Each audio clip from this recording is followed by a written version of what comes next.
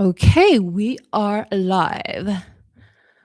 Well, guys, I think it's time for a review. You know how, like, in college and university, because I know the Europeans say university, we had to do those, was it like half year reviews and then take like a test when we were in a class and review all the information that we'd learned and made sure that we had all the correct information. We had to study for that review. I think the internet needs to do that with avoidance because the internet's just really weird about this topic. There's just so much misinformation about it. It's been co-opted. This term avoidance, I feel like, has been co-opted by like everyone and their uncle. So I wanted to use this video to go over an article that talks about avoidance, outlines avoidance, the traits of it, triggers of it, specifically dismissive avoidant attachment style, I should say. That's from Personal Development School's website. I think we all know Personal Development School by Thais Gibson. I think it's so important that when we talk about attachment styles, which aren't disorders, because the internet seems to be conflating specifically avoidance with personality disorders these days, that we get our information from actual professionals who've spent years, like tens and tens of years doing research about this stuff, are the thought leaders of their profession, like Personal Development School, Thais Gibson is. People who've seen thousands and thousands of patients over the years and have had their own practices and things like that. So I want to go over Personal Development School's page about dismissive avoidance specifically, at least in today's live. Um, yeah, because I've just been seeing so many of these like faceless channels pop up, like these AI channels, and the way they talk about avoidance, it's like, ugh, it just drives me crazy when I can see that people conflate avoidance specifically, but really any attachment style with personality disorders. It drives me crazy. Anyway, we're gonna calm down. So anyway, yeah, I'm doing this live stream as well, just because as an avoidant person, I am not great with really committing to things, and I love YouTube so much. But I think one of the reasons why I'm just so inconsistent with it is because I just really can't stand video editing. I'd love to outsource it to somebody, but I it's not in my budget to do that right now. And also I even like hate the process of like sitting down and recording a video and then having to edit it. I think it's because I have social anxiety. You would think that just filming a video in your apartment isn't something that would like trigger your social anxiety, but it does because you're like consciously thinking about what you're saying as you're saying it. I'm doing that now. It's freaking me out. Um so long story short, I don't think live streaming is easier, but I do think it like cuts out the middleman of having to edit videos. So which is a time consuming process. So I would really, really appreciate it if you are watching this video, if you gave it a like, because it's such a simple act of kindness and it helps me so much. And I would appreciate the support. And also, if you have any suggestions for live stream topics, live stream topics in the future, do let me know. Is there anything else I want to say? I don't think so. So I'm going to go ahead and share my screen for this article. Oh, yeah, I did wanna say one more thing, okay, which is that I live in Europe, and I think most of my audience is in the United States of America. Go America, go America. I love America. Um, but so, yeah, so I'm doing this live stream almost at 4 p.m. I scheduled it for 2 p.m. and then I was late, and then anyway, it's almost 4 p.m. my time, which is 10 a.m. almost Eastern time in the United States. So if you like live streams and you want me to do more of them, I would appreciate your opinion. of when you think, like, what times are good for you. Um, Feel free to comment that, just because I'm trying to figure out, like, what is the best time that works for everybody. Okay. So this is the article. We love personal development school. So this page is, what is a dismissive avoidant attachment style? It starts by saying a dismissive avoidant. Actually, let me scroll down and read this part here. So it says the dismissive avoidant attachment. Sorry, the dismissive avoidant is an insecure attachment style based on self-reliance, fears of commitment, emotional repression, and independence, all developed in childhood. As a dismissive avoidant, these attachment issues affect your ability to create loving and connection relationships, making it difficult to regulate or express your emotions. It is part of the avoidant attachment style and shares many similarities with the fearful avoidant attachment style. So it sounds like what personal development school is saying, like avoidant. Sorry, when it says it is part of the avoidant style, it sounds like that's kind of like an umbrella term in their eyes for dismissive avoidant or fearful avoidant. So anyway, yeah. So shares many similarities with fearful avoidant attachment style, which is why fearful avoidant versus dismissive avoidant is a common search term. That is a great SEO clause of a sentence. If you do SEO, you know why I'm saying that. Anyway, yet despite the notion that dismissive avoidants are scared of commitment and love, they desire an uncomplicated, happy, and equally balanced relationship. If you're a dismissive avoidant, understanding this attachment style on a deeper level can help you overcome these fears to truly obtain your dreams and hopes. Yeah, I see myself in a lot of this. I do want to say that, of course, like everything in life, I'm just scrolling my notes here. Like everything in life, things are a spectrum of mild, moderate, and severe. So someone can have a dismissive avoidant attachment style and lean secure, or be secure leaning dismissive avoidant. You can be secure leaning anxiously attached, or anxiously attached leaning secure. You can be a fearful avoidant who's extra anxious when you date a more avoidant person.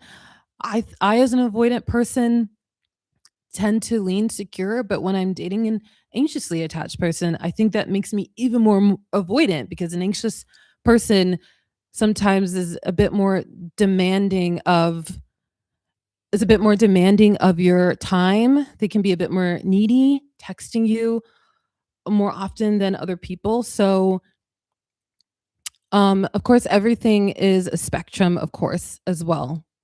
And again, this is why I think it's so important to get our information from the professionals, because if you watch Thais's videos, you'll see that she talks about this stuff a lot. She talks about it with nuance. She talks about how plenty of avoidant people work on themselves, have healthy relationships. I think she herself has talked many times about how her own husband was a dismissive avoidant person who leaned secure. And I think now she talks about him as being someone who is completely formally dismissive avoidant. Hi to you too, Shay Skins 2670. I hope your day improves and you can have a peaceful Sunday that's full of spreading positivity instead of negativity. Okay, so moving along, I'm going to go over the dismissive avoidant traits.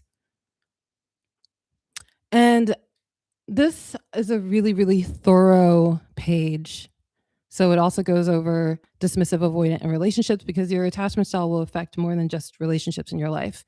It shows up in every place in your life: how you deal with your coworkers, how you deal with your family members, how you are in managing money, all sorts of things. It goes over what triggers dismissive avoidant, what do dismissive avoidants want. So I can maybe go over some of these things in a separate lives, let me know, because it's just a lot of information.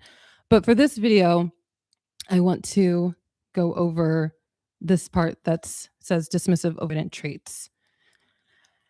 And if you skim this, you'll see that a lot of the stuff that it says isn't the kind of things that you read about when you're learning about a cluster B personality disorder.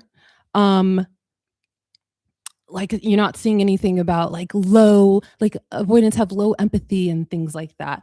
Um, because I think again, these are the types of things that people conflate with avoidance. I'm sure our commenter here, Shay Skins, probably the type of person who does this conflating because anyone who's spreading negativity clearly has a stereotype in their head based on extreme extreme stereotypes conflating avoidance with uh like cluster B personality disorder. So I think it's important to know the difference or not, like Shay Skins.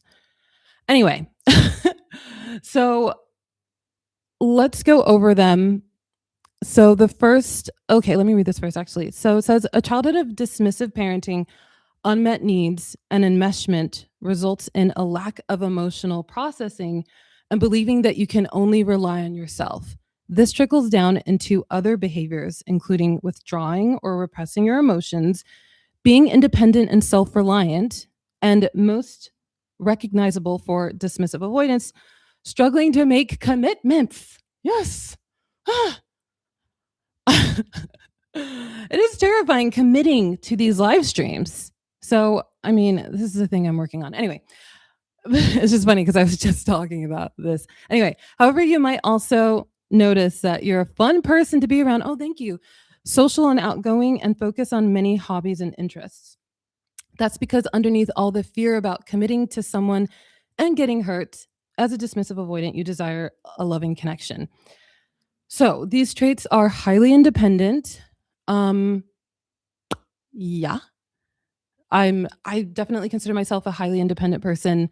I like living alone. I like dealing with my finances alone. I like depending on myself for getting to the doctor and just basically everything in my life. Sometimes when I see people who like me these big life trusting like milestone life commitments like quick, I'm like I don't understand it. I don't relate to it. For example, like when I have this friend who told me that they fell for this girl and within like 2 months they moved in together and it like crashed and burned. And my brain is like, I can't, like the thought of moving in with someone that fast and like merging your finances and your rent and making sure that you're both on time paying your rent and all those sorts of things that quickly to me is just terrifying. And it often doesn't work out when you move that quickly. Not to say that there's a right or wrong way to do certain milestones. But anyway, my point is I definitely relate to this highly independent thing. I think it can be hard to like really trust yourself with people. Um so then okay, yeah. So I kind of jumped ahead. So highly independent, believe they can only rely on themselves. So I think everything that I just said goes in that category as well. Repress or avoid discussing emotions. Yeah, so discussing emotions was something that was discouraged in the childhood of avoidant people. So it's just an unfamiliar thing. I see that a lot of channels and non avoidance that talk about avoidance again conflate this lack of familiarity. Sorry, that's my reminders to do my laundry.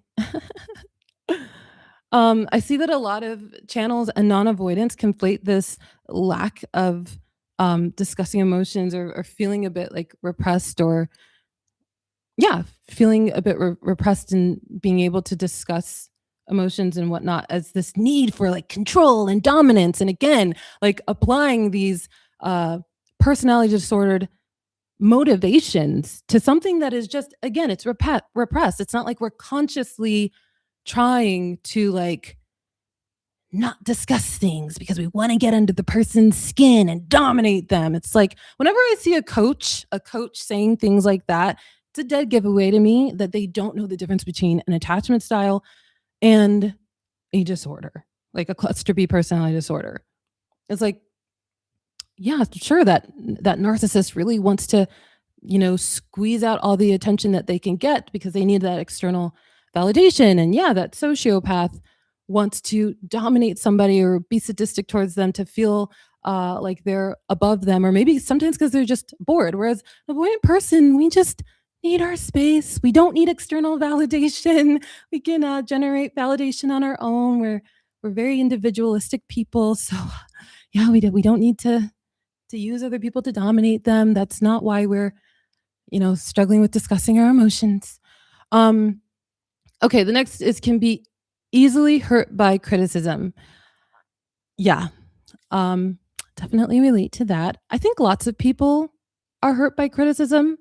I really think a lot of people struggle with criticism, especially if you were criticized a lot growing up. So whatever your attachment style ends up as, um, if you're criticized a lot, you'll be hurt by that. But I think with avoidance, it can feel like just a massive like wound, like this massive cut because we had childhoods where we were constantly shamed. And I just feel like shame just really hurts you to the core, like on like this deep guttural level. So criticism feels like you're re-injuring yourself when someone's giving you criticism. And again, like everything's a spectrum. So there's going to be a spectrum of how different people react to criticism. So there might be some avoidant person who's maybe very severe in their avoidance. Um, and when they're hurt by criticism, or like someone trying to give them feedback, like they could really shut down for a whole day or something if they're that severe. Someone like myself, criticism definitely hurts me. Um, I will probably be a bit defensive when I get criticism for, maybe about 30 seconds or a minute, but then I can calm down, hear it out, um, take it on board, and if I was a big baby about it, I'll definitely, feel bad and be like, "You know what? I'm so sorry that I reacted that way." Like, I'm just, like, really sensitive. Okay. So the next one is a very analytical approach.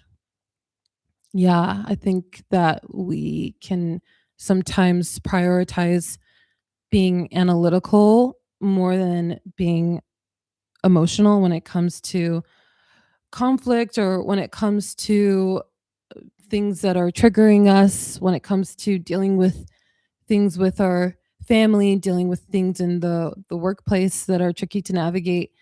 Um, a strong desire to learn and absorb information.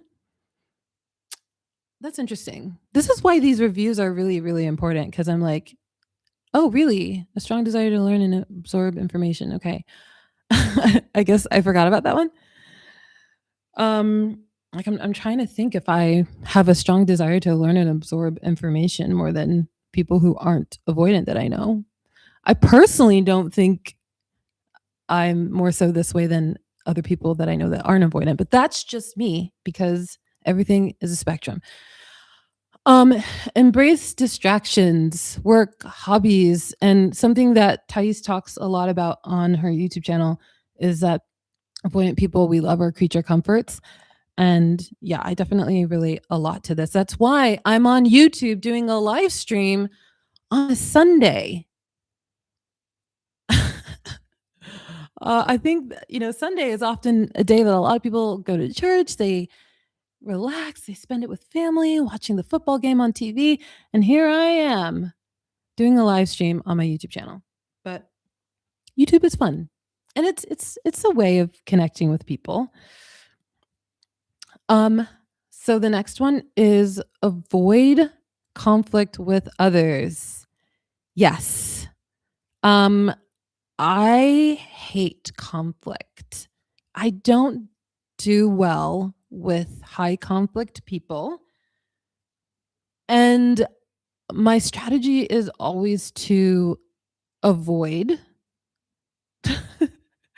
Like, I don't like getting sucked into to conflict when I am dealing with people, like, for example, like in previous work situations. I remember I worked for this company where my boss was high conflict, um and they particularly would always like try to start conflict with this one particular employee. One of my biggest regrets in my life is that I didn't like stand up for that employee more, but it can be scary to like go against your boss. But even in situations that I can think of in the past where I've had coworkers who were passive aggressive with me, or they would do things to sabotage me, they'd lie in emails, or they'd like throw me under the bus like in the middle of a work meeting.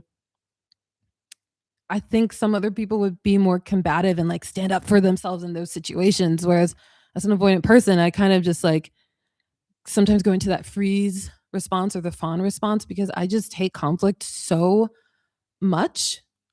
And in relationships, I don't love conflict either. And the two relationships I've had where the other person was more of a like a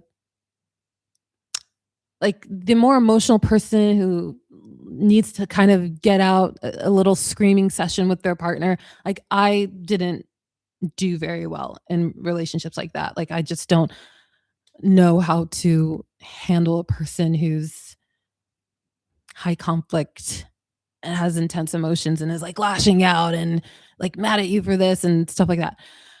Okay, next is can appear to be easily irritated or impatient. So, yes, I do think I can't speak for every avoidant, but I do think this is true from some of my fellow family members I've seen who fulfill this to a T.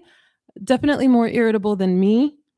Um, but one of my favorite things where this is so evident is with hurrying, like being late somewhere. And if any of you watch Crappy Childhood Fairy's channel, she talks about this in a lot of her videos how um, for CPTSD, like hurrying, rushing is this very dysregulating trigger. And that's how I feel. That's when I get like really, really irritated or impatient.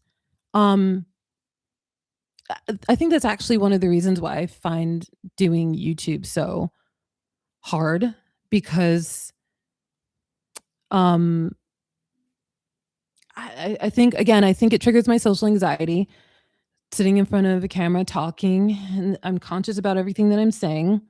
And then I always feel like I want to like it feels like giving a presentation, like a presentation in front of the classroom. That is the best way that I can describe YouTube. So if you have social anxiety, it's just a terrifying thing to do. Even if you're editing your videos, it's like you still feel super self-conscious about like how many cuts you're making in video and stuff. I'm doing a live and I feel super self-conscious. Um, so I always feel like very irritable, like before and after I film videos, just because I feel like I know a lot of people are going to see it. That gives me anxiety. Sitting down filming it gives me anxiety. And then I always have this irritability and this impatience to like sit down, do it, get it done. And then it's just like out of my day and I can like go back to like relaxing and just eating a tub of ice cream. So I was definitely feeling that way before filming this uh, video. And also, I think when I'm in a relationship with somebody and I feel very familiar with that person and I'm like, I've really let them in my life.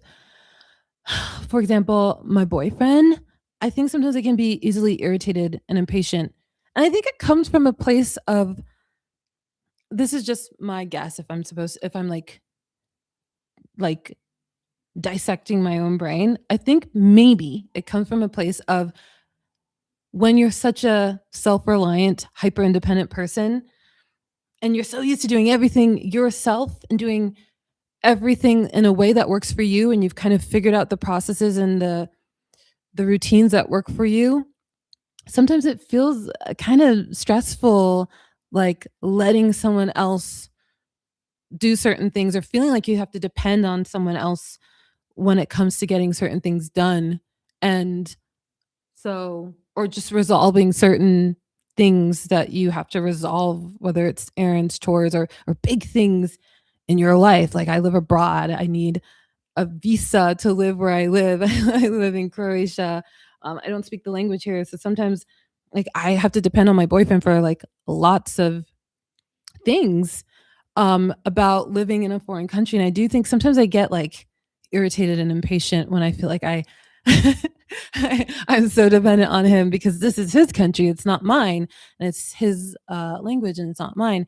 And sometimes I feel very dependent on him in those ways, and I think I get a little like flustered and like irritated when I feel like I can't like do things on my own. Um, and then the last thing here is often struggles to plan long-term commitments. Yeah. Um, yeah, this is a big one for me. Like again, because everything's a spectrum, as an avoidant person, I'll go long periods not being in relationships, but I had plenty of relationships in my life. Maybe not plenty. I think I've had like 5 relationships. It's not too many. And I'm 41, so I don't know. Let me know in the comments if that is a lot or a little. um anyway, I'm saying that because I've had uh relationships, but I feel like I've never had relationships where I'm really, really, really planning like long term about our future as a couple. I feel like I've only had one relationship where we have really talked about the future and like sat down and like mapped it out in our heads and had plans and stuff. So that's definitely a thing that I struggle with. I think when it comes to planning a future with another person, the future is always kind of like abstract. It's just an unfamiliar thing. Again, when you are highly independent and in your upbringing, you had to always rely on yourself. You had to soothe your own emotions. You were taught by your caregiver like not to come to them for anything. um, it's just becomes very, very familiar to you to be someone who does things alone and doesn't isn't like used to doesn't have a routine with of doing things and planning things with other people. Doesn't mean you can't do it. Just means obviously it's going to be a little less familiar to you than it is to somebody else who's maybe more anxiously attached, or someone like a narcissist, for example. Again, major difference between narcissism and avoidance is narcissists are codependent people who depend on others to have a sense of self, to have a sense of value, to generate self-esteem. They need a lot of external validation from other people, getting attention from others. They need this to have like this grandiose ego that's dependent on other people praising them, you know. So maybe for them, they're used to having like planning long-term commitments because they really need that to survive. An avoidant person doesn't. So one more thing that I want to touch on here is, again, as you see, there's nothing here about empathy, avoidance, having low empathy, because that's another common thing that I see. The internet conflates um, avoidance with personality disorders. At the end of the day, I think a lot of avoidance is it's like we're highly independent. We really rely on ourselves. These personality disorders like narcissism or sociopathy, for example, that have low empathy are disorders that depend on other people. Like a narcissistic person depends on other people for externalized validation. They depend on other people. They're like entitled to others, both narcissists and people with antisocial personality disorder feel entitled to other people because they can't generate a sense of self, an identity on their own. They, sociopaths are calculated and cunning and sneaky, and they can use people like chess pieces to get ahead in life. Narcissistic people crave attention. They have a grandiose sense of self. They need to feel special. They need to feel important. They like having an audience. And so they can struggle with empathy, low empathy, because again, I feel like all people have empathy. That's my personal opinion. So that's why I'm refusing to say no empathy. I feel that narcissists and sociopaths and people with cluster B personality disorders have empathy. I really don't like how people talk about even those disorders like it's black and white. Like there's a spectrum of those disorders too. There are diagnosed narcissists that are working on themselves, diagnosed sociopaths and psychopaths who are working on themselves and they're healing. They know right from wrong. But long story short is because they have that entitlement to other people, they have such externalized validation systems. Other people can be like a prop to them, and it's like they don't really think of those people as these 24/7 beings that exist outside of their image of them in their mind and how they fit into what that cluster B person needs them to be for their own ego.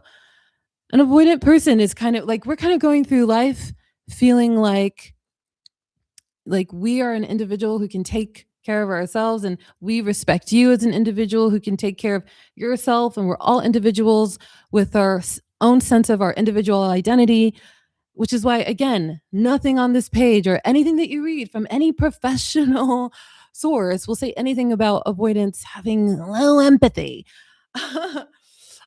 So yeah, just wanted to also say that. And of course, as we all get older, we learn more and more about life. I understand about people that just because I am someone who's highly self reliant and I assumed growing up based on my upbringing, like, oh, everybody's just taking care of their needs. Everybody's just, this hyper individual person who has a sense of self that doesn't depend on others. It's like, no, of course, I know that's not how it works. A lot of people need others, and there's nothing wrong with needing others. So, anyway, I'm starting to ramble. There's obviously this other stuff to this page.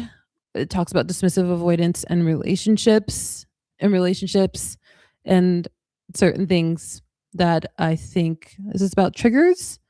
Yeah, like can withdraw or stonewall partners, avoid displays of intimacy, desire for a personal space, blah, blah, blah, blah. So I'm out of time over everything on this page, but I can do more videos. So yeah, I would greatly appreciate it if you watch this video, if you give it a like. And if you've been watching all my videos and you haven't subscribed to my channel, it'd be a very, very simple act of kindness to subscribe to my channel. And I will see you guys in the next video. Oh, and one more thing, I would really appreciate any comments of support because, again, I think anyone who's working on healing their attachment styles or CPTSD or anything like that, we all need some support and encouragement. Sometimes when someone has a YouTube channel, it seems like they're really confident and stuff. When I see people live streaming, I'm like, oh, they must be the most confident person ever. This is terrifying. So, if you like the live streams and you have suggestions, again, I would really appreciate the support of commenting any suggestions you have for live streams and and any feedback, even though criticism terrifies me, but it's all appreciated. Okay, have a nice day, and I will see you guys in the next video.